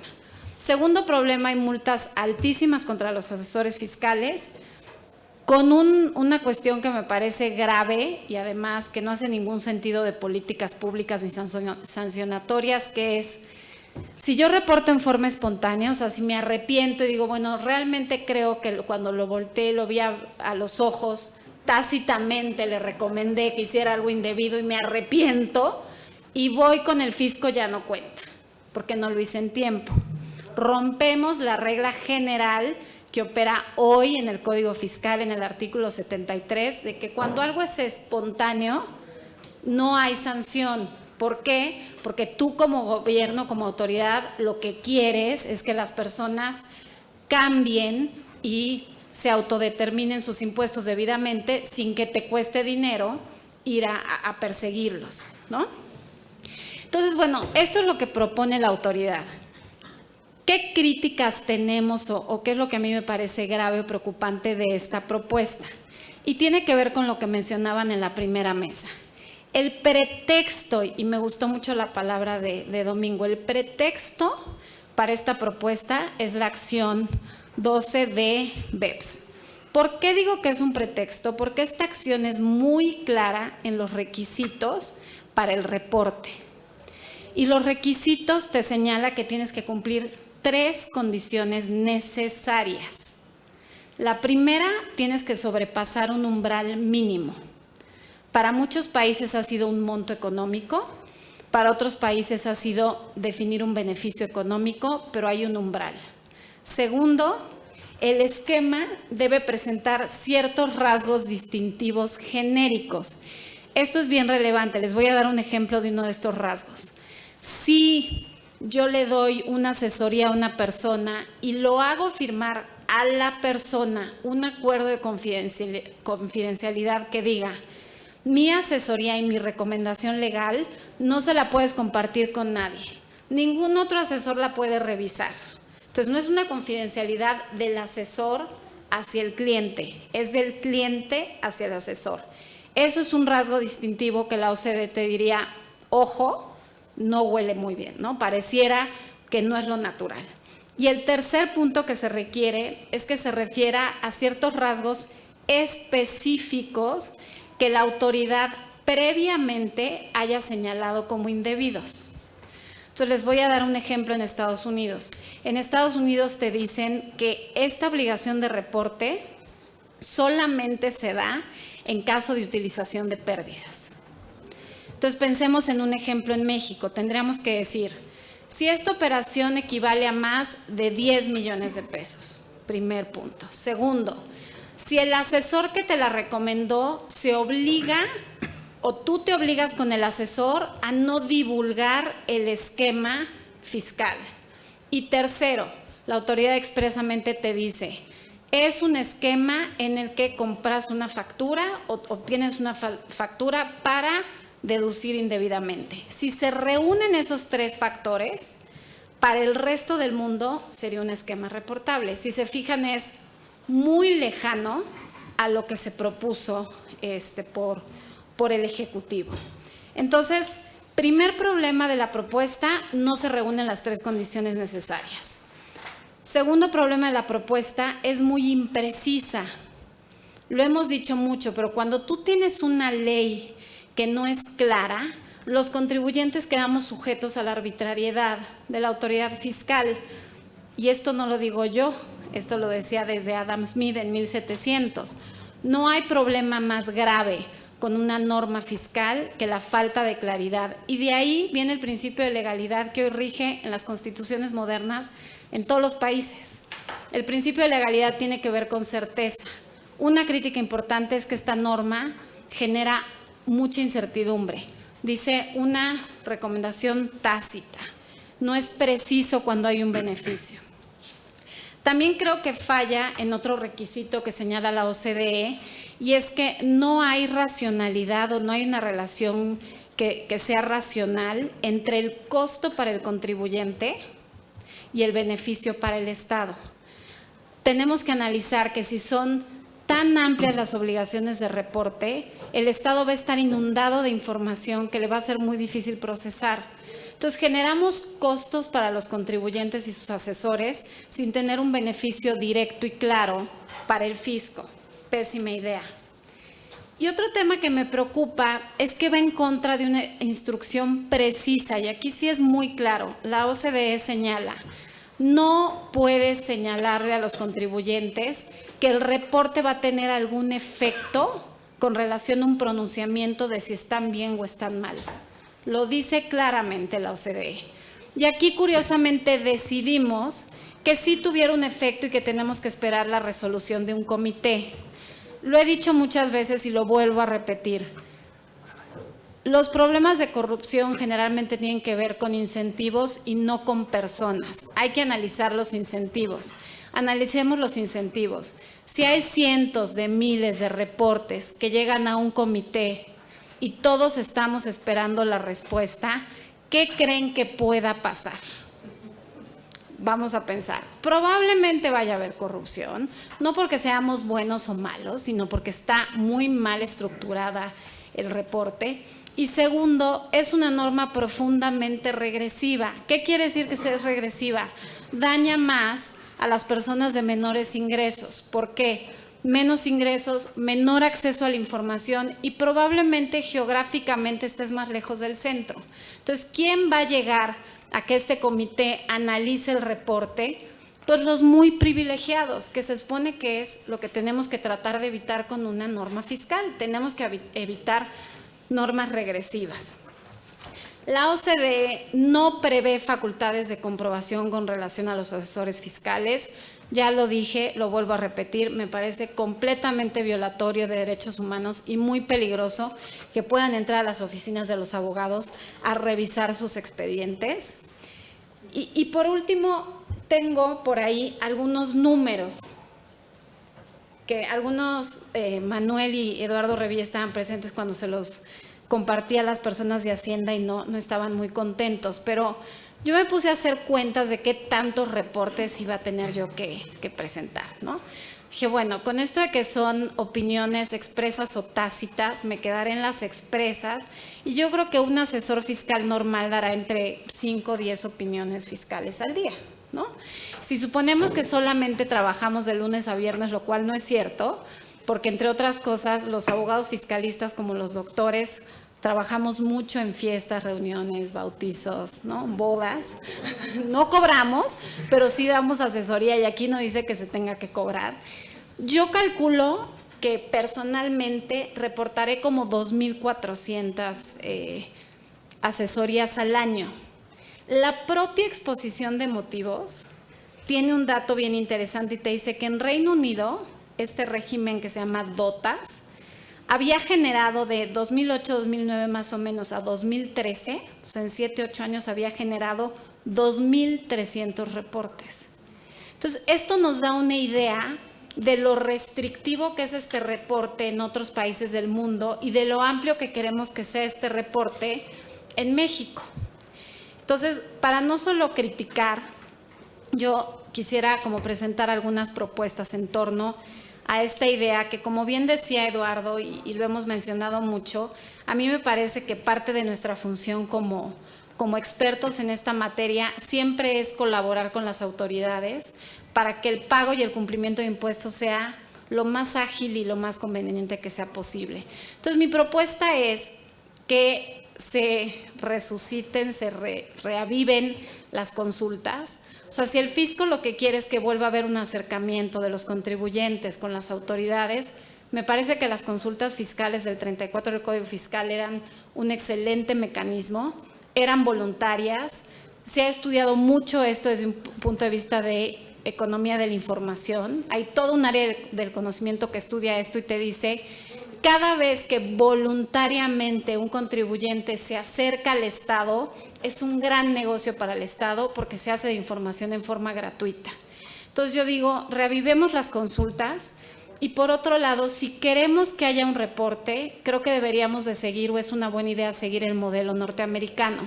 El modelo norteamericano reporta al contribuyente, no el asesor, porque se respeta el principio de confidencialidad de los asesores y tiene las 3 condiciones que mencioné de la OCDE. Umbral mínimo, ciertas características en la relación con el asesor y 3, y muy importante, esquemas expresamente identificados y anunciados por las autoridades fiscales. Muchas gracias. Gracias, Salil.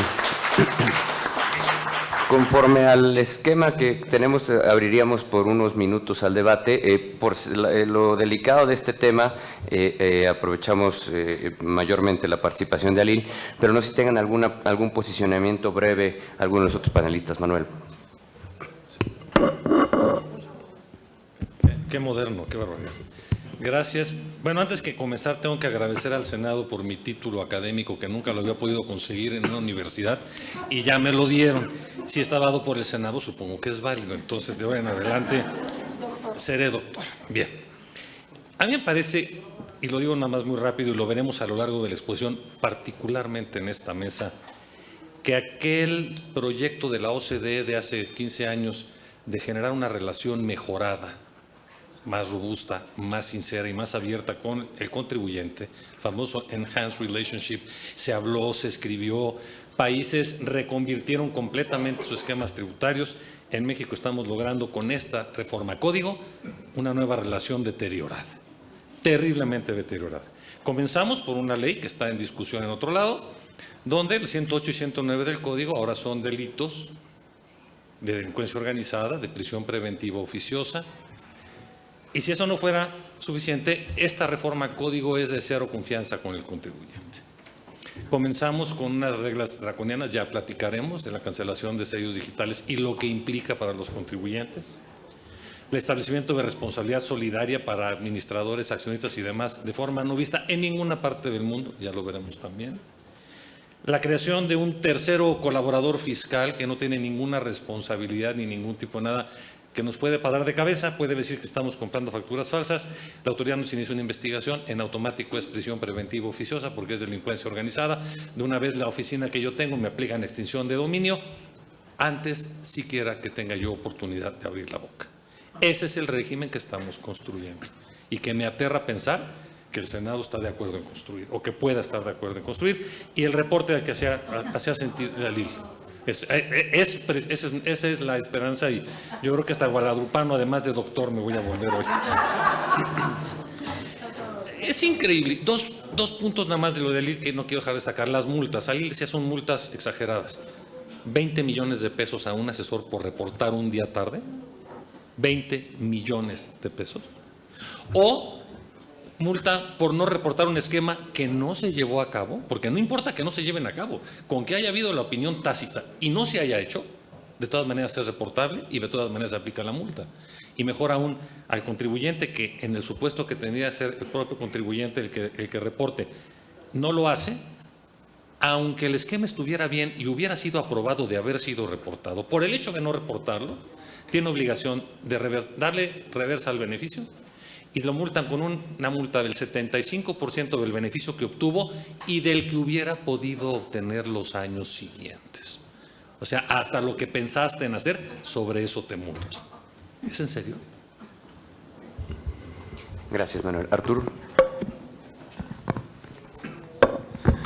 Gracias y nuevamente un agradecimiento al Senado de la República, a la senadora Minerva Hernández y a mi tocayo Arturo Poblita por la invitación y para permitirnos estar aquí y comentar algunas cosas. Respecto del tema de Alil, hay una disposición que me preocupa muchísimo, es una disposición transitoria. Además de lo que comentaba Alil, imagínense ustedes, ya no alguien más modesto que no emita 2,000 opiniones al año, pero sí 200. Lo que dice la disposición transitoria, pero bien cobradas, claro.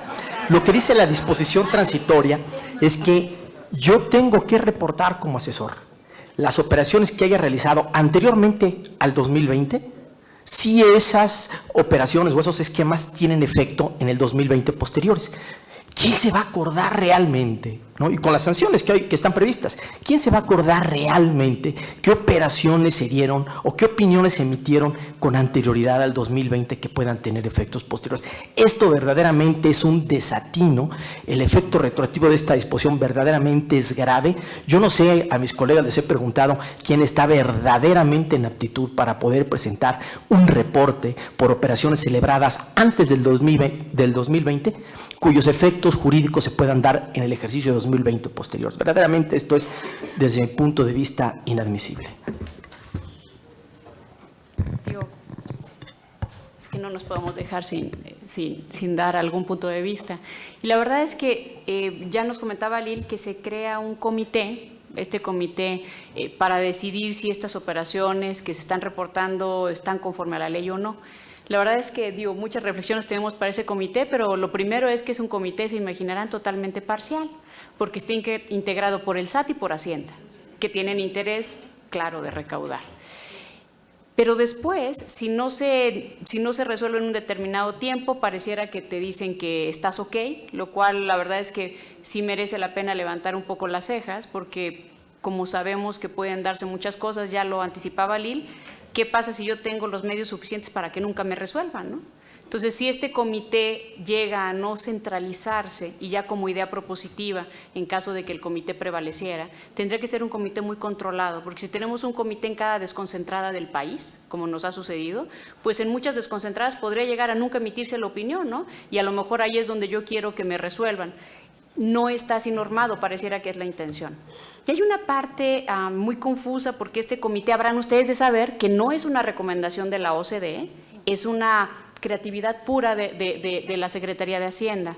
Es buena, es buena en el sentido de que pareciera, o eso señala la exposición de motivos, que quiere dar seguridad jurídica, pero cuando ve uno la instrumentación, dice, oye, y si yo considero que está mal, ordeno que se detenga cualquier esquema reportable. y luego le ordena al asesor que detenga cualquier cosa que pudiera haber hecho. Pero ahí no queda claro si es del esquema que se reguló o de los esquemas que yo podría haber recomendado. Si fuera esto último, este comité sería un supertribunal, porque ni siquiera nuestros tribunales tienen esa competencia. Nuestros tribunales, la jurisprudencia que emiten, ni siquiera es obligatoria, es orientativa. Entonces, dependiendo de cómo se lea, la verdad es que las facultades de este comité, y para el Senado será muy relevante ahora que aterrice esta reforma aquí, analizar cómo acotar si es que se decide que el comité prevalezca para que no tenga estas poderes plenipotenciarios, ¿no? 15 segundos. Manuel. Nada más, en complemento de lo que decía Nora, y es muy importante, que el comité a lo mejor me da una opinión favorable, porque además dice que son opiniones. Entonces me da una opinión favorable y luego, porque se entera de otras cosas o de que ese esquema se usó con otro propósito 2 años después, cambia de opinión, me avisa que cambió de opinión, tengo obligación de hacer de cuenta que nunca me dio la opinión favorable, echarlo todo para atrás y me multa. O sea, el nivel de inseguridad y de arbitrariedad es dramático. Pues muchas gracias a todos en este tema. Digo, a mí me toca la labor de Hércules de hacer un resumen breve de todos estos problemas. Pero creo que, si lo pudiéramos medio resumir, el tema es sobre todo una enorme inseguridad al no definir las planeaciones agresivas de las no agresivas en un catálogo amplísimo que podría incluir conductas perfectamente típicas y cotidianas, con un procedimiento también, por decirlo menos perfectible, pues, en cuanto a los temas de la supuesta afirmativa ficta. El caso que decía Manuel es un supuesto, pero otra posibilidad es que tengamos el silencio de la autoridad a los 8 meses, la supuesta aprobación, y qué tal que en un plazo no definido, porque aparte no tiene caducidad, qué pasa si en 5 o 10 años, y no pensemos en que ya se había revisado y después cambiaron de opinión, a lo mejor un cambio de administración. Y en un cambio de administración, la nueva administración decir, sabes que esa opinión favorable se me hace que ya no vuela. Y en ese momento cambiarlo sin que haya reglas, pues, para la caducidad y con multas que no permiten espontaneidad, un comité probablemente no muy plural, algún tema de retroactividad, algo más. Entonces, pues digamos, creo que si bien esto es un esfuerzo, es parte de un esfuerzo internacional, creo que vale la pena revisar otros esquemas, como proponía Lil, ver qué tan acotado, qué tan amplio está en otros lugares, verificar qué tanto es afín o qué tanto está en concordancia con lo que se viene estableciendo internacionalmente y procurar otorgar seguridad jurídica a los contribuyentes en los procedimientos que de aquí deriven. Muy bien, punto y aparte, pasamos al siguiente árbol, que sería justamente la cancelación de sellos digitales, que es un tema muy delicado, es bajarle el switch a las empresas con la imposibilidad de emitir facturas, algo que ya viene pasando hoy, pero que viene, digamos, reloaded para esta reforma. Nora, si nos hicieras favor. Esta parte que todos seguramente vamos a comentar es una parte que no es una adopción de alguna recomendación internacional, esta también es creatividad nuestra.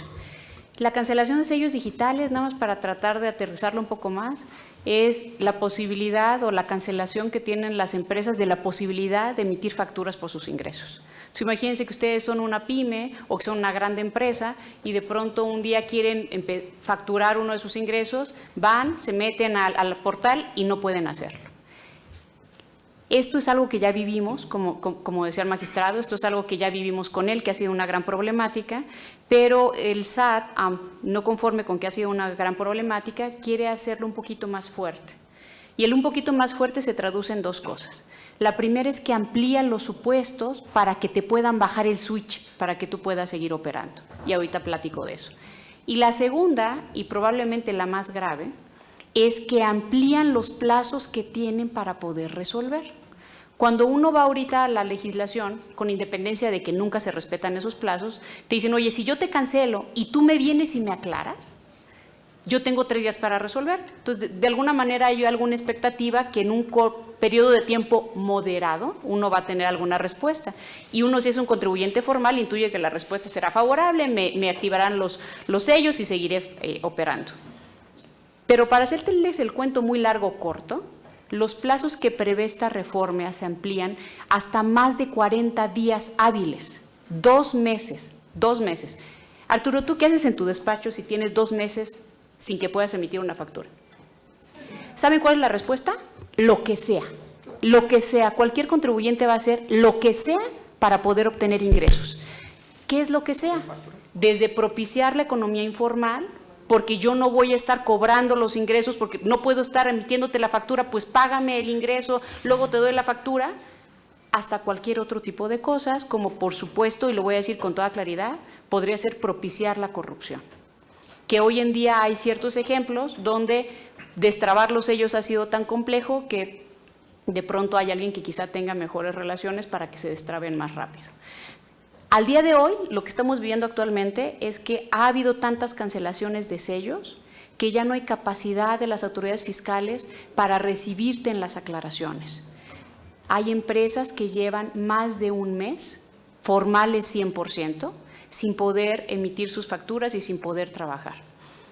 Merece la pena que el Senado se pregunte cuál es el impacto que esto va a tener en la economía. Hasta ahorita he dicho informalidad, he dicho quizá corrupción, pero ¿cuál es el impacto de desaceleración de la economía si tienes a una cantidad importante de empresas que no puede operar en la formalidad? Porque, ojo, esto no forzosamente, digo, la exposición de motivos, por supuesto, está planteada para decir, y seguramente estará ideada, y quiero ser honesta, con la mejor de las intenciones, para decir, yo voy tras de los factureros, entonces en cuanto yo piense que hay un facturero de atrás, le cancelo el sello y ahí lo paro. El problema es que los programas del SAT, o como dicen ellos, sus algoritmos de análisis de riesgo, aparentemente son muy sensibles, y en esa sensibilidad atrapan tanto a los factureros como a los no factureros formales. Y les voy a poner un ejemplo de un supuesto que se amplía, pero que ya en la práctica no estaba pasando. Y un ejemplo es cuando los ingresos facturados no coinciden con lo que tú declaraste. Tuvimos una reunión con algunas autoridades del SAT, esta es una anécdota que es muy bella, y les dijimos, oye, es que no todo ingreso deriva en una factura. ¿Y cuál creen que fue su respuesta? Eso es lo que yo quería escuchar. Eso es lo que yo quería escuchar. Los fiscalistas nos quedamos pálidos. Y yo, ¿cómo le contesto que es lo que quería escuchar? Porque ya me cachó. Es desconocimiento. Porque no todos los ingresos llevan factura. Hay temas inflacionarios. No todas las deducciones, porque también lo hacen de la parte de las deducciones. El costo de ventas no lleva factura. Esto es algo así como muy específico para fiscalistas, pero lo que yo quiero decir es que nunca van a hacer empate, nunca van a hacer match, como dicen los gringos, los facturas con las declaraciones. Pero este es uno de los supuestos que va a estar regulado en la ley para que a mí me bajen el sello. Esto quiere decir que potencialmente, a todos los contribuyentes en México les pueden bajar el sello. Si esto lo hacen automático, ¿no? Si vamos en pro de la automatización y todo lo digital. Nosotros esperemos que no suceda.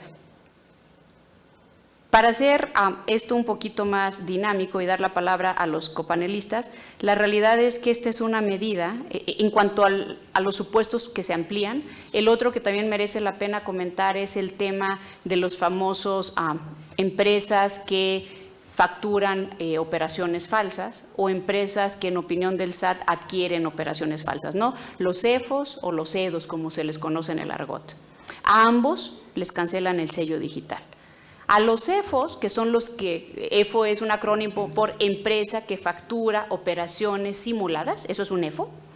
A esas empresas, bueno, pareciera que cuando el SAT lo cataloga como EFO, de alguna manera tiene más o menos amarrado que está haciendo operaciones simuladas. Sin embargo, queremos decirles que hay casos perfectamente válidos que están en tribunales que no es así y aún así les estarían bajando el sello digital. Ojo, aunque se estuvieran defendiendo como una medida propositiva para el Senado, como está redactado es cualquiera que yo ponga ahí le bajo el sello. No, si yo me estoy válidamente defendiendo, dame la oportunidad de seguir operando hasta que tú me ganes que yo efectivamente estoy en esa condición. Si se quiere establecer para dejar seguro al SAT alguna suerte de garantía, en fin, algo que lo deje seguro, pero que deje al contribuyente pudiendo operar como un área de mejora. Pero lo más grave es que también le bajan el switch a los EDOs. Los EDOs son las empresas que deducen operaciones simuladas. Estos somos cualquiera de nosotros, Cualquiera de nosotros podríamos tener un comprobante fiscal que en ojos del SAT haya sido emitido por una empresa que se dedica a simular operaciones. y tengo un determinado periodo de tiempo para demostrar en contrario. La problemática real es que ese periodo que yo tengo para demostrar en contrario, aun cuando yo lo hago, las autoridades fiscales no están resolviendo en la mayoría de los casos que las operaciones son reales, porque dicen que la materialidad que yo doy no es suficiente, y en muchos casos un poco por temor para decir quién le va a echar el gancho a que esto está ok. Eso quiere decir que también se tienen que ir a un juicio, o en este caso ni siquiera, ya no hay posibilidad siquiera de defenderse, porque, insisto, cualquier persona va a hacer cualquier cosa por seguir operando. Entonces lo que van a hacer estas personas es, me autocorrijo, le pago y listo, ¿no? Entonces, y por cierto, y para terminar este tema, nada más para que sepan si verme muy abogada, las suspensiones para este tipo de temas se obtienen con mucha dificultad. Es más, son nulas casi, porque los tribunales y la Suprema Corte ha señalado, por ejemplo, que la suspensión no se puede dar en este tipo de temas porque es un orden público, etcétera. De alguna manera, presumiendo también los tribunales que en esto solo caen los factureros. Si ustedes me dejan resumir cuál es el área de oportunidad, para no decir error, sino verlo como área de oportunidad de esta reforma, es que presume, y así lo señala la exposición de motivos, que esto solo afecta a las empresas que facturan operaciones simuladas y que, por tanto, cualquier cosa que se haga para detenerlas es justificada. Yo estaría de acuerdo, salvo que no nada más afecte a ese tipo de personas, salvo que afecta a muchos contribuyentes formales por errores que pudieran haber tenido, ningún delito atrás, simplemente errores, o por errores del SAT cuando analiza su información. Entonces, esta medida, la petición al Senado, a los que nos están escuchando, es que se analice con mucha profundidad para ver cómo, insisto, para conceder razón al SAT en su preocupación, que es genuina, cómo podemos dotarla de lo que se está buscando, pero sin que con ello agarremos a los contribuyentes formales con los impactos en la economía que se pueda tener. Muchas gracias, Nora. Efectivamente, yo podría aportar en mi experiencia como magistrado que, por cierto, no son muchos los casos que se litigan, porque francamente muchas empresas que tienen el certificado cancelado prefieren tramitar el segundo que echarse un litigio que va a durar 6 meses, y 6 meses, como dice Nora, con el sello bajado, pues no funciona. Entonces los que se van a juicio realmente son los que están peleando por principio, y con una limitante que trae la reforma. La reforma dice, si vas a tramitar el segundo sello, tienes que solventar los problemas que te observaron en el primero. Entonces se encadenan estos temas. Y en particular, digo, creo que, de nuevo, queriendo aportar, pues efectivamente puede haber un tema y puede haber, nadie va a decir que está bien que se apapache al contribuyente no localizable, y creo que está bien que se persiga, pero creo que, por ejemplo, aquí hay una distinción. Dice que se puede cancelar el sello digital para los contribuyentes que no tengan su domicilio en los términos que señala el artículo 10 del Código. ¿Qué experiencia he tenido en juicio? Casos de empresas que están perfectamente localizables, que llegan los auditores, que llegan verificadores y preguntan, ¿está aquí la empresa fulana? Sí, cómo no. ¿Es usted el representante legal? Sí, cómo no. Ah, bueno, pues ¿sabe qué? No le creo que este sea su domicilio fiscal, porque usted aquí nada más tiene una computadora, nada más tiene aquí una persona que contesta el teléfono, y el esquema de negocios puede dar para que perfectamente eso sea válido.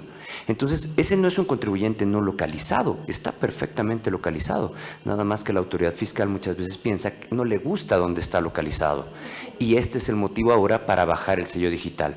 En adición al tema de que efectivamente los tribunales han reconocido, pues digamos, en este tema de la materialidad, la importancia, me parece a mí, sobre todo para las empresas que deducen operaciones simuladas, que tengan una oportunidad amplia para defenderse.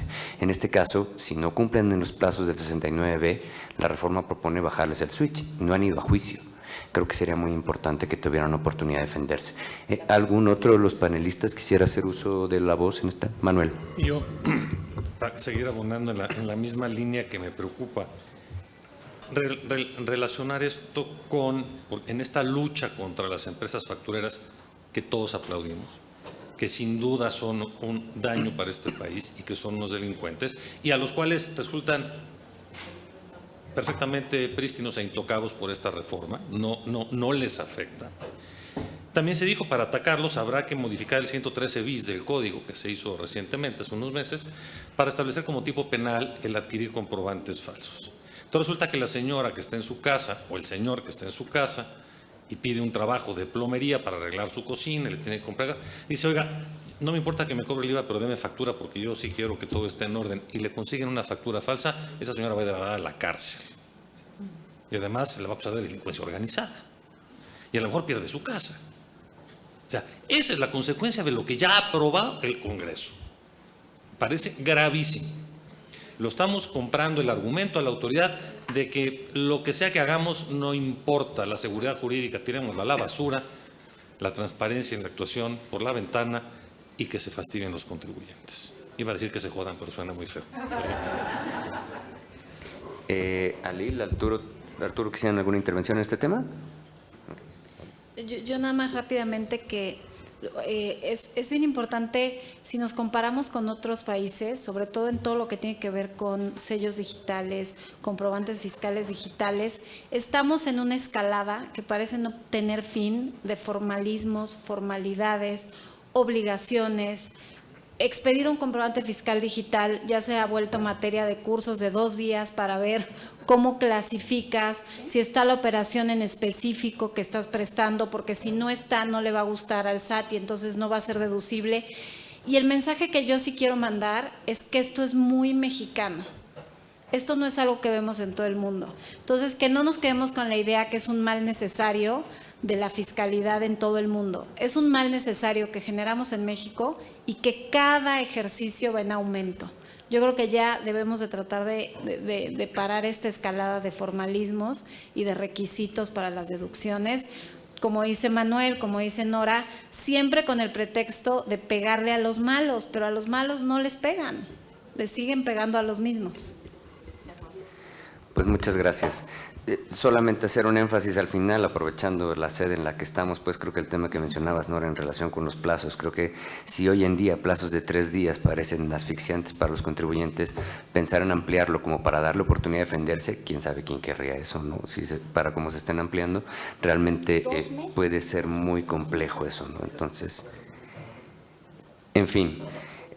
Pasando al siguiente tema, el siguiente árbol pues de este bosque, comentaríamos en relación con el artículo 5A, un intento ya añejo. Sabemos que tenemos un artículo 5 en el código que se refiere a la interpretación, la aplicación de normas fiscales y que puede tener una redacción mejorable, y hemos tenido intentos tan reciente como en 2013 de incorporar lo que internacionalmente se conoce como una cláusula general antiabuso, como para intentar cachar todos esos casos que de alguna forma hay alguna percepción de que no están generando una recaudación esperada, lo que sea que eso signifique, y entonces, digamos, a partir de la actuación de la autoridad, cuestionar la forma que se está siguiendo, buscar hacer tributar como la verdadera riqueza que se presumiría existe y que realmente se intentó eludir.